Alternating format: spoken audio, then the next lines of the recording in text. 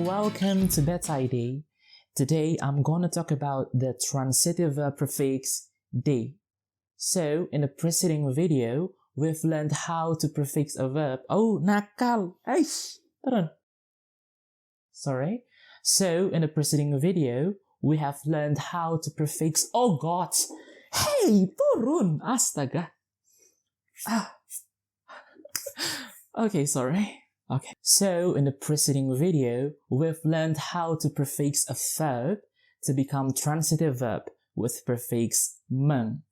Hopefully, that 7 rules of inflection has sticked to your mind, because now you move on to the brother of meng prefix, that is D.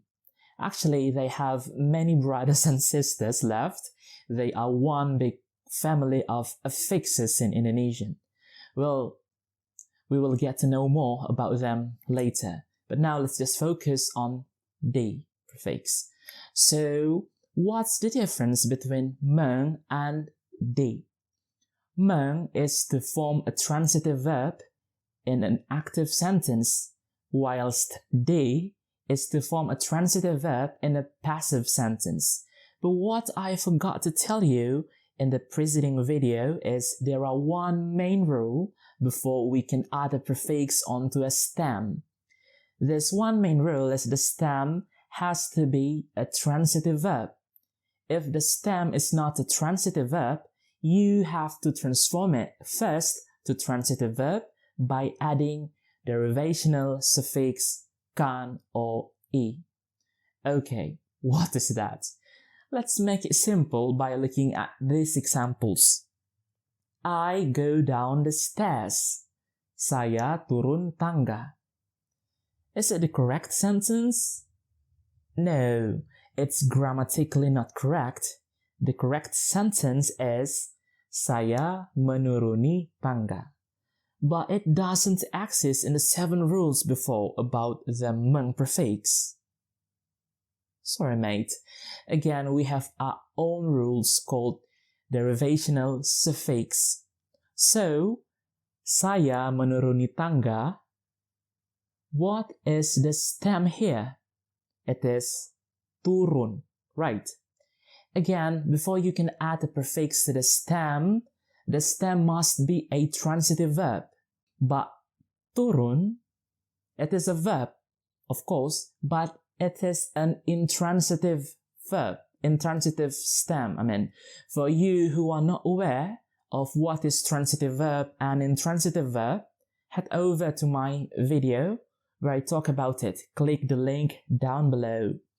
Okay, so in order for turun to become a transitive stem, you have to add derivational suffix e first.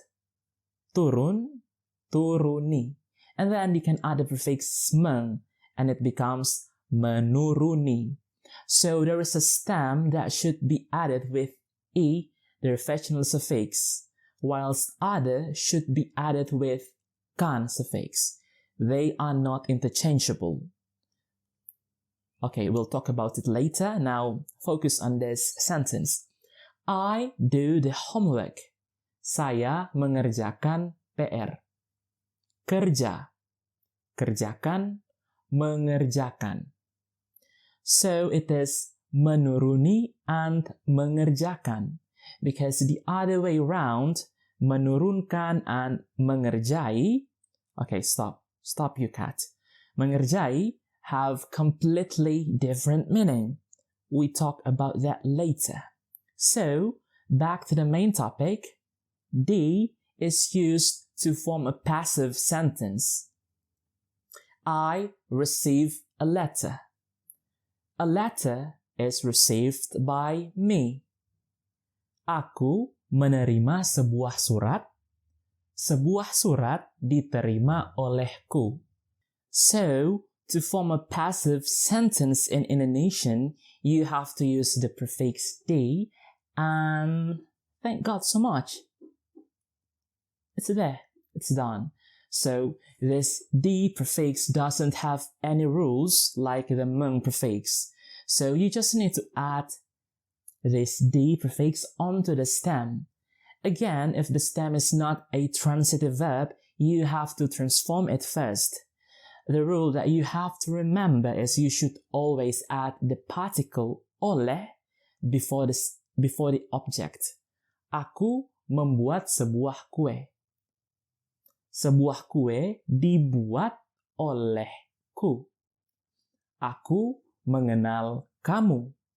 Kamu dikenal olehku. Komputer memproses data. Data diproses oleh komputer. Okay, now why don't you practice by transforming aku mencintai kamu into a passive sentence? Leave your answer in the comment down below. Let me know, how do you come up with the sentence? Bob's your uncle, fun is your own. Cheese. Hello, thank you for watching this video. If you liked this video, give a thumbs up and subscribe to this channel if you haven't. And if you have any thoughts or any questions about this video or this channel in general, let me know by giving a comment down below or reach out to me on Telegram, also on Instagram. The link is in below. And if you want to book an online lesson with me, the link is in the description box below. Thank you for watching. I'll see you later. Bye.